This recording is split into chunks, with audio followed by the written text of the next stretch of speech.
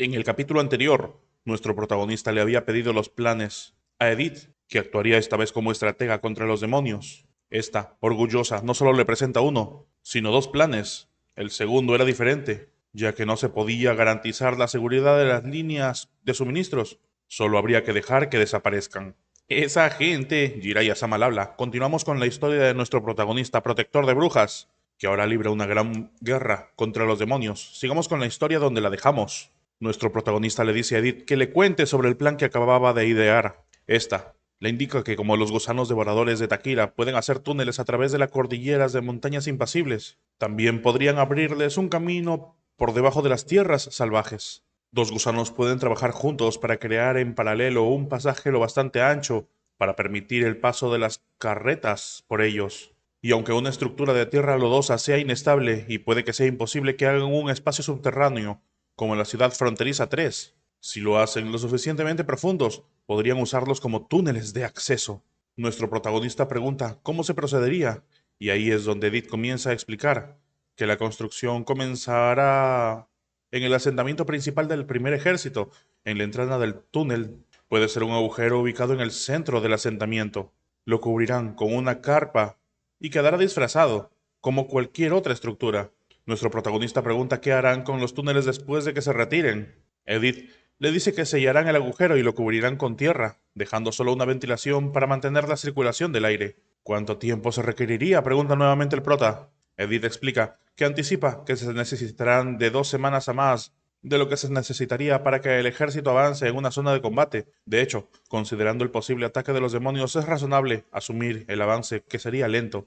De esa manera, la mayor desventaja del primer ejército también estaría mitigada. Ella comienza a posar sus manos sobre el plan que sería utilizado para atacar a los demonios, diciendo que ya que el ejército parecerá en forma de puño, mientras que la logística está oculta, ese puño atraerá al instante al enemigo. El protagonista le pregunta si a ella se le había ocurrido solo el plan. Edith respondía que así era, aunque también fue el resultado de la cooperación entre varios departamentos. Además del Ministerio de Construcción, la Academia de Aritmética también participó, aunque no están al tanto de los detalles del segundo plan. Nuestro protagonista con todo eso en mente piensa que las personas comunes jamás tendrían en consideración el factor de los monstruosos gusanos. La Academia de Aritmética lleva establecida por menos de un año, pero el personal profesional ya está tratando de hacer uso de ella para sus cálculos. Nuestro protagonista felicita a Edith por el buen trabajo y le dice que implementarán ese plan. Edith, sin embargo, dice que, pero hay una cosa más que tiene que remarcar.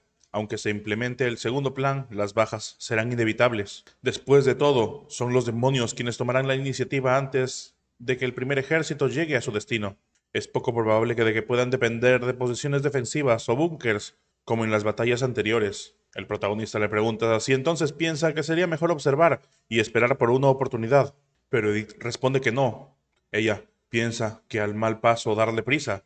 Si la batalla de la voluntad divina es tan cruel como las brujas de Taquila dicen, entonces es necesario que el primer ejército pase por la experiencia de la sangre y fuego antes de la guerra. Es solo que Edith le dice al protagonista que él le hace siempre pensar que les da demasiada importancia a las vidas de los soldados. Ahora, con esos nuevos enemigos, los demonios, desconocidos para ellos y que poseen habilidades inhumanas, por favor, usted debería estar preparado para sufrir las bajas. Esta vez la mirada de Edith es bastante fría. Nuestro protagonista asiente, moviendo ligeramente el dedo, y le dice que puede retirarse. Así es como cambiamos de escena y nos encontramos con el protagonista, y atrás suyo, Nightingale, apareciendo de entre las brumas, preguntándole, casi exigiéndole, ¿cómo puede estar mal que le importe la vida de sus hombres? Ella se estaba excediendo, pero nuestro protagonista al parecer no le toma tanta importancia, o más bien no lo expresa. Le dice a Nightingale que no cree que ella esté equivocada. Todos tienen derechos a sus propias creencias. Un líder sabio debe escuchar todos los puntos de vista para tomar una mejor decisión. Nightingale simplemente asiente a nuestro protagonista. Y a continuación, algo empieza a brillar en el bolsillo de Nightingale, con una luz un poco celeste. Saca el intercomunicador. Al parecer, los demonios habían hecho algunos movimientos, pero no. Nightingale le dice que eran buenas noticias. El tercer grupo de brujas de la Isla Durmiente, lideradas por la señorita Camilla Darry, llegará a Neverwinter mañana por la noche. El protagonista sonríe, le indica que vaya a ver a Wendy para que las reciba de la misma forma que a los dos grupos anteriores. Nightingale asiente y se retira. Sin embargo, antes de eso, nuestro protagonista le pide que espere. ¿Acaso había dicho que las lideraba Camila Dairy, la que está preparándose para ir a la línea marina con Joan? Nightingale asiente. ¿Qué tenía eso? El protagonista dice que los escenarios que Edith presentó asumen que los demonios siempre toman la iniciativa, pero quizás él pueda reducir su rango de visión. Nightingale, confundida, le pregunta cómo es que esas dos cosas tenían que ver entre sí. Pero nuestro protagonista le explica que todavía no está seguro, pero tiene que intentarlo. Tiene que hablar personalmente con Camila cuando llegue ella. Y así Nightingale desaparece. Cambiamos de escena y nos encontramos en el río de agua roja. Allí está un barco avanzando en medio de las cristalinas aguas, aunque con tintes rojos. Vemos a la comerciante rubia estar al borde del barco, recibiendo el aire fresco, y alguien se acerca para conversar con ella. La bruja le pregunta si no recogían paja, pues servía bien como leña. La comerciante le pregunta cómo es que sabe eso, pero la bruja desvía la atención, preguntando que si está mal que ella lo sepa. La comerciante dice que no está mal. Es solo que no pensó que una bruja antigua no tendría ningún interés en ese tipo de cosas. La bruja le dice que por qué los normales se hacían cargo de todo. De hecho, ella no era distinta a la gente normal. La comerciante pregunta cómo es así, y la bruja explica que aunque hay diferencias fundamentales entre una bruja y una persona normal, ¿cómo podría la Federación desperdiciar energía en una bruja débil que no era de combate? Ella casi fue olvidada por la Federación en la última parte de la guerra. En esos días, cuando perdió su subsidio, vivió con un grupo de personas normales. Después de que la ciudad fue invadida, tuvo que depender de ellos para subsistir hasta el último momento. Le preguntan entonces que si en la batalla del amanecer sus habilidades no eran para nada como las de las brujas que no eran de combate. Ella explica que entrenar por cientos de años es suficiente para cambiarla por completo, pero la verdad, al compararse con sus compañeras, con las compañeras que tuvo, hasta se siente un poco afortunada de haberse convertido en una bruja del castigo divino. Al menos se volvió fuerte, ya no era ignorada y podía hacer algo por alguien, y continúa recostada al lado de la comerciante, diciendo que el conocer a Roland Wimbledon lo consideraba más como una recompensa. La comerciante le pregunta por qué es que le estaba contando esas cosas, y ella le responde porque le tiene envidia. Ay, no, no es comerciante, es Andrea, la bruja flechera, y le dicen que con su habilidad en la era de Taquila hubiera sido una poderosa bruja de combate. Había sido capaz de llegar a ser una despertada de alto nivel siendo tan joven. Ella hubiera sido una de las superiores en Taquila. Le dice que en ese tiempo su sueño era más grande. El sueño más grande que tenía era poder formar parte de la Armada Bendita y recibir una bendición de la señora Natalia antes de ir a la batalla. Le dice que ella lo habría conseguido muy fácilmente. Mirando al cielo, dice que ahora que ha perdido la posibilidad de volverse más poderosa, ella, por el contrario, todavía estaba lejos de su límite. Mientras más poderosa sea, más desafíos va a encontrar y más adversidades enfrentará. Pero no debió olvidar que sin importar qué, lo difícil que sea lo que experimente, es alguien envidiable. Andrea sonríe, pensando en que quizás estaban consolándola. Luego simplemente da las gracias. Pero la bruja, mientras se va, le dice que ella solo le estaba diciendo la verdad. Andrea, al ver su espalda, le dice que, por cierto, sobre lo que preguntó, entierran la paja como fertilizante, ya que en Neverwinter no la necesitan para mantener encendido el fuego en el invierno. La bruja le hace una señal de ok mientras se retira, y así deja sola nuevamente a Andrea, mirando el cielo en el borde del barco. Vemos que una montaña también está a la vista, y de repente, un Q. ¿Acaso era una ilusión? Le había parecido escuchar a Meg, y es en ese mismo instante que Maggie, como paloma gorda, se cruza directamente en el rostro de Andrea, impactando con ella. Rápidamente le pregunta qué demonios, estaba pesada. ¿Qué había pasado con los demonios del noroeste? No le diga que está de vaga otra vez. Maggie, mientras tanto, se queja, diciéndole que le asegura que no es eso. Fue su majestad Roland el que le pidió que vaya a buscarla. Andrea dice que regresaría pronto, pero Maggie le dice que ella tampoco sabe qué está pasando, pero no está para nada metida en nada de eso. Es entonces que se transforma en la poderosa bestia mágica que también podría saberlo, aterrizando finalmente en el barco, posando sus dos enormes patas ahí en la parte más superior del barco. Maggie le dice que se dé prisa, la estaban esperando. Andrea pregunta ¿quién? ¿Por qué la estaban esperando? Maggie dice que la marquesa Spear y la señora Camila, y así emprende el vuelo con Andrea encima suyo, llevándola en dirección al destino final. Ahora cambiamos de escena y nos encontramos en una frontera fortalecida. Allí está Maggie sobrevolando con Andrea encima, y cuando baja, se encuentra con nuestro protagonista que ya le estaba esperando. Andrea le pregunta a su majestad si le pidió que le trajera solo para probar las nuevas armas. Aunque ella no hubiese ido, podría haber llegado al puerto Río esa noche. Pero el protagonista le dice que no tienen ni un día que perder. El primer ejército saldría el día siguiente. Y antes de que lleguen a la entrada del túnel, el arma especialmente hecha para ti, para Andrea, debería estar en calibre, justo, lista para su combate. Andrea, mientras tanto, está pensando. Los movimientos de los demonios siempre la hacen sentir intranquila, aunque todavía falte bastante antes de la aparición de la luna sangrienta. Simplemente asiente y se encamina para probar las nuevas armas. Cuando se acerca, pregunta qué tipo de arma era. El protagonista, orgulloso de sí mismo, le dice que es un No, mejor que la considere como un rifle francotirador, antimontura demoníaca. Ella repite las palabras rifle francotirador mientras abre la caja, pero cuando se acerca, pregunta dónde estaba la mira, y el protagonista le dice que no tiene. Andrea se siente un poco decepcionada. Le pregunta al protagonista por qué no tiene. No puede darle un objetivo que no puede ver. Y es entonces que nuestro protagonista le indica que hay una mira normal. No podría ayudarla con el rango deseado. Es por ello que las 3 brujas de allí la asistirán. Y allí se presentan las otras 3 brujas finalmente. Ella pregunta si se referían a que la señorita Camila se conectará con ella junto a Sylvie para apuntar, y luego la marquesa Sper se encargará de repoder sus poderes mágicos. Al parecer, esa es la idea. La marquesa, mientras tanto, dice que aunque no le gusta abandonar la cresta del dragón caído, como su majestad fue tan amable de invitarla, ella no podía decir que no. Sin embargo, la próxima vez le gustaría que le informen antes, y no que solo envíen a la señorita Maggie para llevarla volando. Con lágrimas de cocodrilo en los ojos, se queja, diciendo ¡achú!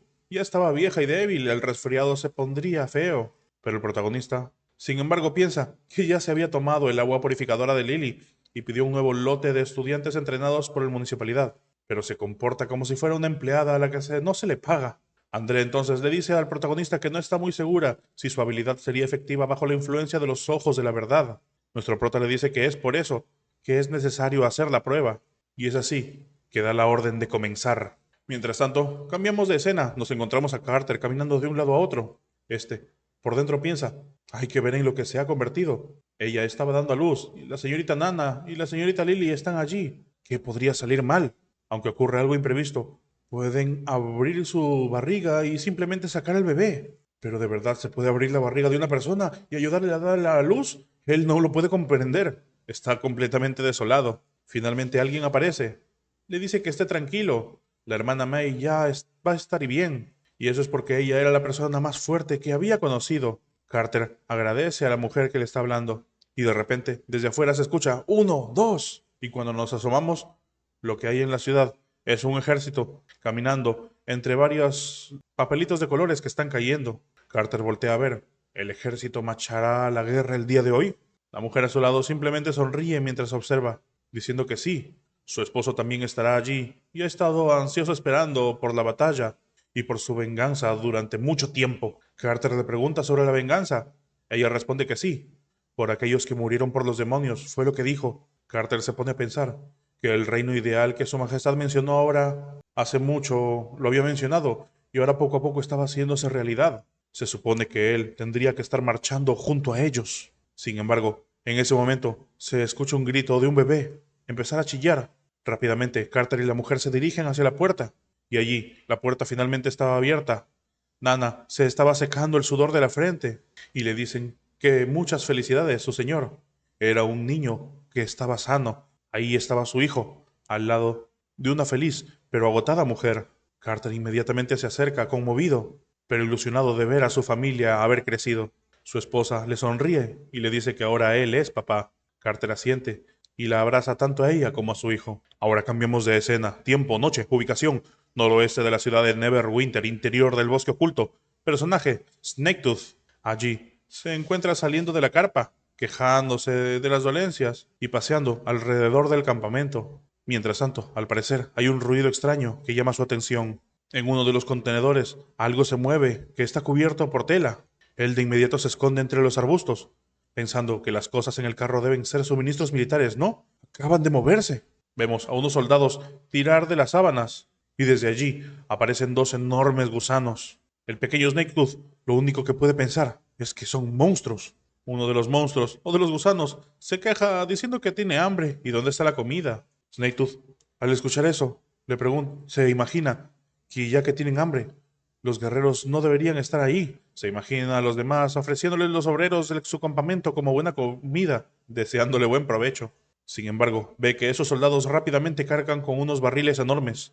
Dichos barriles son entregados a los gusanos y estos comienzan a alimentarse. Sin embargo, no se detienen ni por un momento y se alimentan como si fueran cochinos hambrientos con la comida recién echada. Snaretooth, mientras tanto, continúa mirando desde detrás de unos arbustos. De repente se pregunta que ya no los había escuchado hablar. ¿Se habrían ido? Y cuando se asoma nuevamente, allí están los dos gusanos enormes, siguiendo al grupo de militares. Él piensa en esos extraños monstruos y el enorme lobo que aparece y desaparece de vez en cuando, pero no es atacado por la señorita Leaf y el hombre misterioso que viene a susurrar para sí mismo algunos días. Todo eso le hace sentir que está en un poco más cerca de lo desconocido en Neverwinter. Empieza a sentir que tiene una vida emocionante. Esa sería la verdadera cara de Neverwinter. Cambiamos de escena. A través del intercomunicador, le dicen a nuestro protagonista, o más bien a Nightingale al lado del prota, que cada batallón del primer ejército ha completado con éxito la etapa del plan.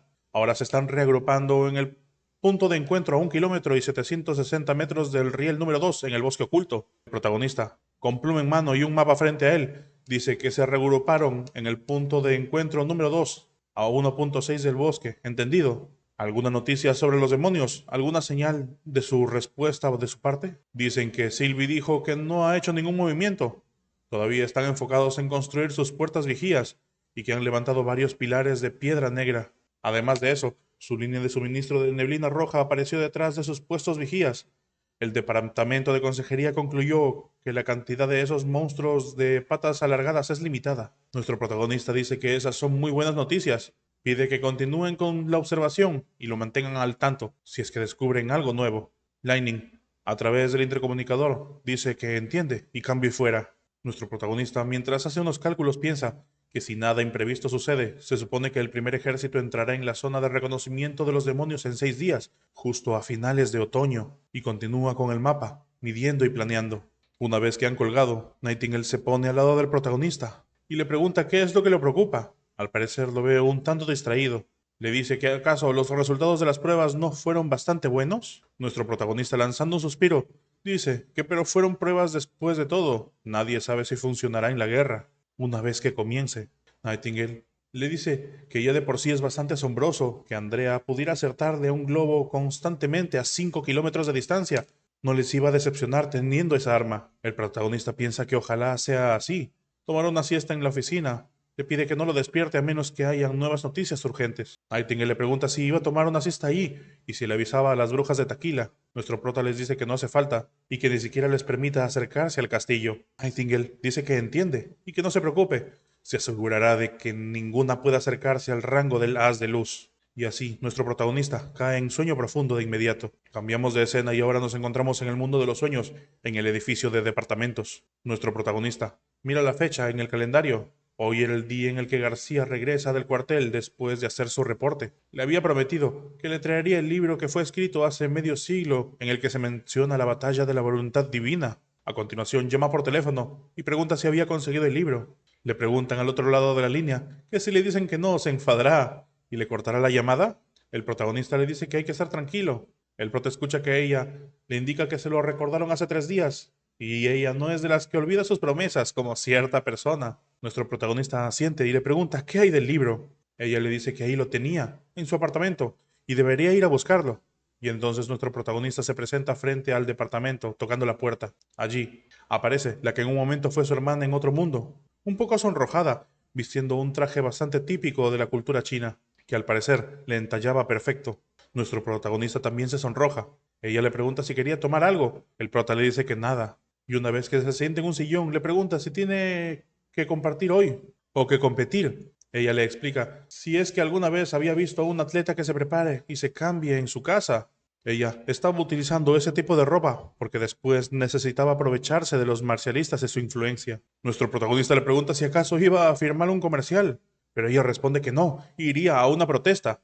¿Es que ni siquiera ve las noticias? Y a continuación le explica que el grupo Trébol Hoy va a demoler edificios por la calle Gonzi. El protagonista asiente y entonces le desea mucha suerte. Ella se pone molesta, intentando decirle algo a nuestro protagonista. Sin embargo, este le dice que es un novato total. Ni siquiera tiene un uniforme de marcialista. Y aunque vaya, no serviría de nada. Pero ella a continuación le entrega algo. Le pide que mire a la gente de la lista.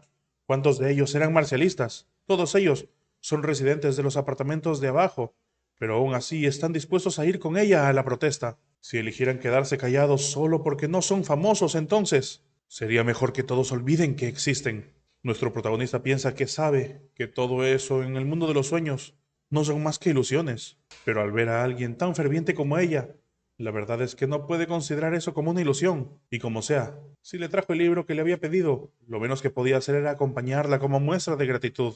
Pero entonces hay algo en una hoja que llama su atención. El apartamento 0510 es en el que vive un demonio. Si él va a la protesta, podrá ir y echar un vistazo a su fragmento de memoria. Finalmente se levanta, le dice que de verdad lo lamenta, pero tiene una cita para la tarde y solo puede darle su apoyo moral, algo que sorprende a su hermana. Molesta, se va diciendo que ya sabía, decirle todo lo que le había dicho no era más que una pérdida de tiempo. A continuación desaparece, para luego aparecer con el libro en sus manos. Le dice que ese es el libro que su maestra le mencionó, y ahora que lo tenía, debía largarse. Nuestro protagonista recibe en sus manos ese libro, y vemos que en la tapa dice, La razón de la existencia, autor desconocido. Al preguntar sobre el autor desconocido, ella le dice que pues parece que el autor falleció antes de terminar de escribir ese libro. La asociación no puede encontrar ningún registro sobre quién era en realidad. Nuestro protagonista piensa que en ese momento, el registrar esas cosas ya era parte del sistema judicial, y el autor hasta era un marcialista que había despertado la fuerza de la naturaleza. Bueno, al menos no hay evidencia de que si alguien lee el libro se vaya a morir. Finalmente se levanta, agradeciéndole a ella, y ella simplemente hace un puchero. Finalmente nuestro protagonista sale y se recuesta sobre la puerta de ella. No puede esperar, emocionado, sostiene el libro, y en ese mismo instante abre para que lo primero que puede leer es unas palabras que dicen, han sido engañados por las deidades. Hemos sido engañados por las deidades. Nuestro protagonista al leer eso siente bastante pesar sobre sí. Y hasta aquí el capítulo de hoy, chicos. Esperen un nuevo capítulo la siguiente vez. Si quieren continuar con la historia, pueden hacer a partir del capítulo 573. Yo soy Jiraiya Sama, nos vemos pronto. ¡Chao!